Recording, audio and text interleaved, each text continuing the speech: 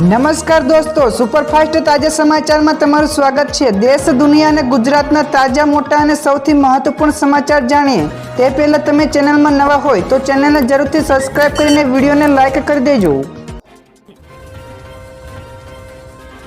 સૌથી પહેલા દોસ્તો આપણે વાત કરીએ તો નમો સરસ્વતી યોજના દ્વારા ગુજરાતના વિજ્ઞાન પ્રવાહમાં અભ્યાસ કરતા વિદ્યાર્થીઓને મળશે પ્રોત્સાહન। તો આ યોજના થકી વિજ્ઞાન પ્રવાહમાં અભ્યાસ કરતા ગરીબ અને મધ્યમ વર્ગના વિદ્યાર્થીઓને કુલ 25,000 રૂપિયાની સહાય કરવામાં આવશે। તો જણાવી દઈએ કે વિજ્ઞાન પ્રવાહમાં અભ્યાસક્રમોમાં શિક્ષણને પ્રોત્સાહન આપવા માટે નાણાકીય મંત્રી કનુભાઈ દેસાઈ બજેટ 2024માં આ યોજનાની જાહેરાત કરી હતી, જેથી હવેથી નમો સરસ્વતી યોજના દ્વારા વિજ્ઞાન પ્રવાહમાં અભ્યાસ કરતા વિદ્યાર્થીઓને 25,000 રૂપિયા સુધીની સહાય મળવાપાત્ર થશે। બીજા સૌથી મોટા સમાચાર, લસણ મોંઘું થયું, કિલોના ભાવ ₹500 સુધી પહોંચી ગયા। દેશમાં લસણના ભાવમાં વધારો થયો છે। તો 15 દિવસમાં લસણ 200 રૂપિયા કિલોના ભાવ વેચાતું હતું તે હવેથી 300 રૂપિયા મોંઘું થયું છે। આથી પ્રતિ કિલોના ભાવ હવેથી 500 રૂપિયા થયો છે। તો દિલ્હી, ઉત્તર પ્રદેશ, ગુજરાત, પશ્ચિમ બંગાળ સહિતના દક્ષિણી રાજ્યોમાં પણ લસણના ભાવ આસમાને પહોંચ્યા છે। તો લસણના વેપારીઓના જણાવ્યા મુજબ મોટાભાગના લસણની નિકાસમાં નાસિકથી અન્ય રાજ્યોમાં થાય છે, પરંતુ આ વખતે ઉત્પાદન ઘટવાના કારણે ભાવો વધી રહ્યા છે।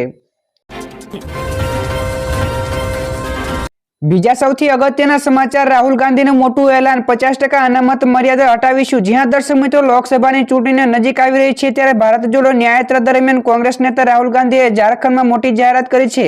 તેમણે કહ્યું કે અમારું પહેલું પગલું દેશભરમાં જાતિ આધારિત વસ્તી ગણતરીનું રહેશે। તો હાલની જોગવાઈઓ હેઠળ 50%થી વધુ અનામત આપી શકાય નહીં, પરંતુ ઇન્ડિયા ગઠબંધનની સરકાર બનશે તો આ મર્યાદા દૂર કરવામાં આવશે।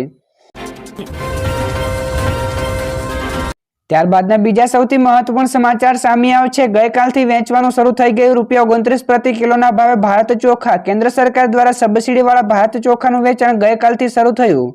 તો આ ચોખા ₹29 પ્રતિ કિલોના ભાવે વેચવામાં આવશે।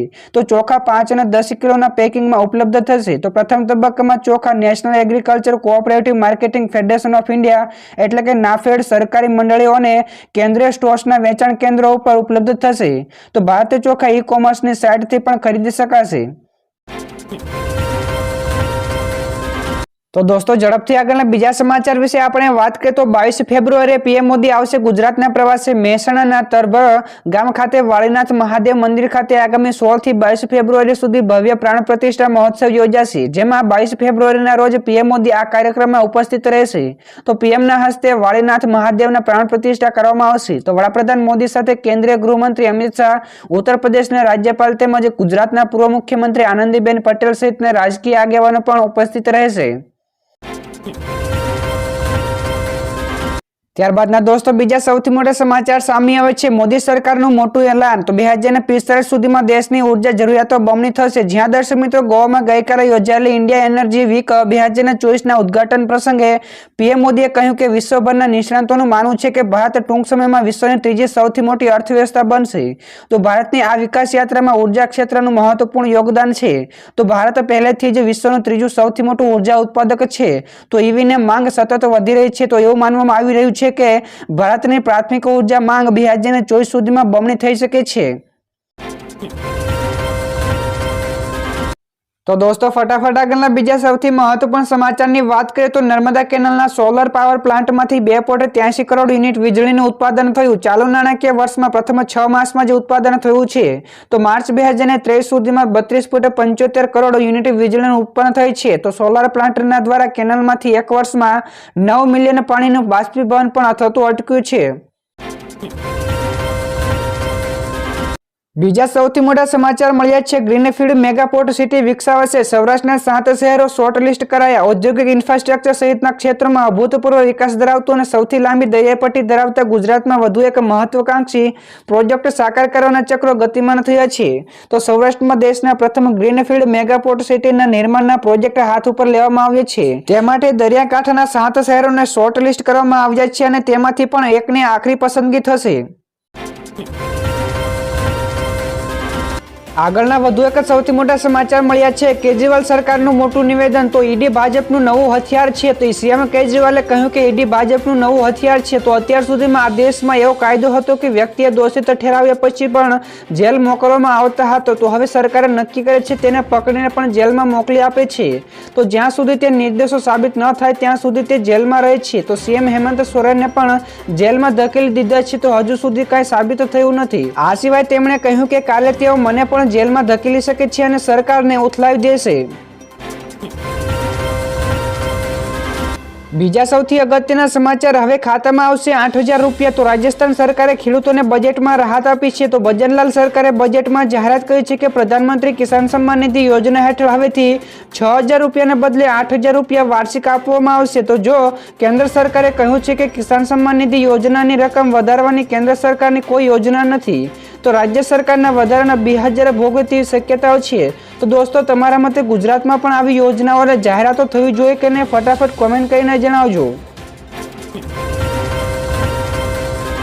તો દોસ્તો બીજા સૌથી મોટા સમાચાર મલ્લિકાર્જુન ખડગેએ જાહેર કર્યું બ્લેક પેપર મોદી સરકારના 10 વર્ષના કાર્યકાળ ઉપર કોંગ્રેસ અધ્યક્ષ મલ્લિકાર્જુન ખડગેએ બ્લેક પેપર બહાર પાડતા કહ્યું કે અમે યુવાનો મહિલાઓ ખેડૂતો અને કામદારો સાથે થયેલા અન્યાય સંબંધિત બ્લેક પેપર બહાર પાડ્યું છે તો મોદી સરકાર જ્યારે સંસદમાં પોતાના વિચારો રજૂ કરે છે ત્યારે તે પોતાની નિષ્ફળતાઓ છુપાવે છે અને સરકારની નિષ્ફળતાઓની વાત કરીએ ત્યારે તેને મહત્વ પણ આપવામાં આવતું નથી તેથી અમે બ્લેક પેપર બહાર લાવી રહ્યા છીએ।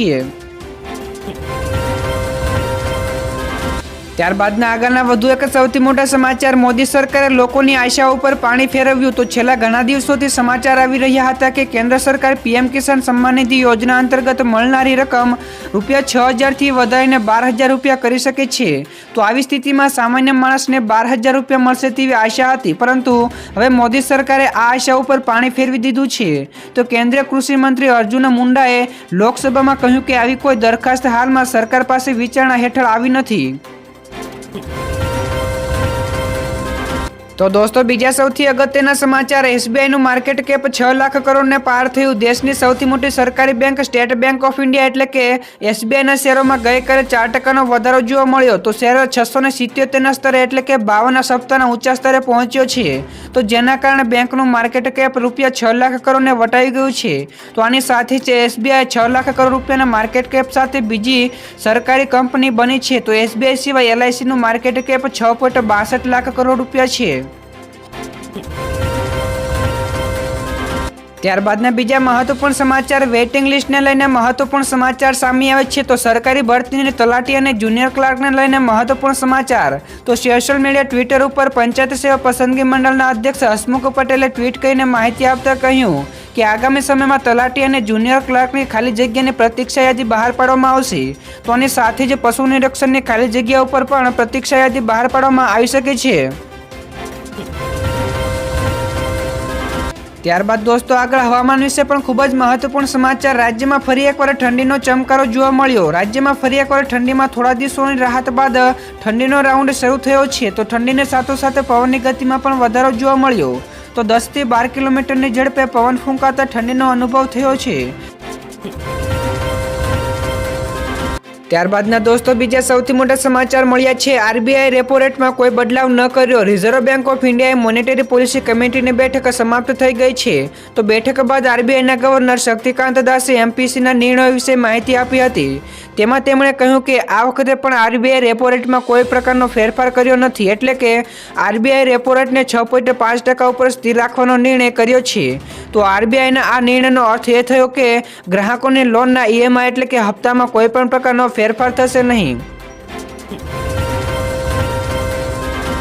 તો દોસ્તો આગળના ભારતના હવામાન વિશે પણ ખૂબ જ મોટા સમાચાર સામે આવે છે ઉત્તર ભારતમાં એલર્ટ જાહેર કરાયું હિમાચલ પ્રદેશ ઉત્તરાખંડ અને જમ્મુ કાશ્મીરના પર્વતીય રાજ્યોમાં હિમવર્ષાની અસર મેદાની વિસ્તારોમાં જોવા મળશે તો આ કારણે હવામાન વિભાગે ઘણા રાજ્યોમાં કોલ્ડ વેવને પણ એલર્ટ જાહેર કર્યું છે તો હિમાચલ પ્રદેશ પંજાબ હરિયાણા અને દિલ્હીમાં કોલ્ડ વેવની એલર્ટ જાહેર કર્યું છે અને તાપમાનમાં 2 થી 3 ડિગ્રી જેટલો ઘટાડો થવાની પણ સંભાવના વ્યક્ત કરી છે તો મધ્યપ્રદેશ રાજસ્થાન અને ઉત્તર પ્રદેશમાં ઠંડીથી રાહત નહીં થઈ શકે તેમ નથી પરંતુ ઠંડા પવનોના કારણે ઠંડી વધી શકે છે। તો દોસ્તો આગળના બીજા સૌથી મોટા સમાચાર મળ્યા છે. લક્ષદ્વીપમાં 3600 કરોડ રૂપિયાનો ખર્ચ કરવામાં આવશે. લક્ષદ્વીપને ટુરિઝમ હબ બનાવવાની યોજના છે, તેથી કેન્દ્ર સરકાર લક્ષદ્વીપના વિકાસ માટે 3600 કરોડ રૂપિયાનો ખર્ચ કરશે. ત્યારે ત્યાં આવેલા કદામત આઇલેન્ડ ઉપર 1034 કરોડ રૂપિયાનો ખર્ચ કરાશે. તો આ ફંડનો ઉપયોગ પોર્ટ અને બીચના વિકાસમાં થશે. તો મળતી માહિતી અનુસાર કેન્દ્ર સરકાર લક્ષદ્વીપ સમૂહમાં આવેલા કવરતી, અગાતી, અંદ્રોથ, કદામત અને કલ્પેની ટાપુઓના વિકાસ કાર્યોમાં કરાશે. તો આ બંદરો પર રસ્તાઓ બનશે અને હાઈવે સુવિધાઓ પણ વિકસિત કરવામાં આવશે. બીજા સૌથી મહત્વના સમાચાર સામે આવે છે. પીએમ મોદીનું મોટું નિવેદન. આવનારા 5 વર્ષ ખૂબ જ મહત્વપૂર્ણ છે. તો પીએમ મોદી રાજ્યસભામાં કહ્યું કે આવનારા 5 વર્ષ ખૂબ જ મહત્વપૂર્ણ રહેશે. તો મેડ ઇન ઇન્ડિયા સેમિકન્ડક્ટર આવનારા 5 વર્ષમાં ઓળખ બનાવશે. તો દેશ ઇલેક્ટ્રિક માર્કેટમાં નવી ગતિની સંભાવના જોશે. તો લાખો અને કરોડો રૂપિયાનું તેલ આયાત થાય છે. તો ઉર્જા ઉત્પન્ન કરીને આપણે આત્મનિર્ભર પણ બનીશું. તો દેશમાં 5 વર્ષ માટે પાઇપ્ડ ગેસ કનેક્શન પણ અપાશે. તો યુવા શક્તિને તાકાત આખી દુનિયા જોશે. ટાયર 2 ટાયર 3 શહેરો સ્ટાર્ટઅપ્સની ઓળખ સાથે ઉભરી આવશે.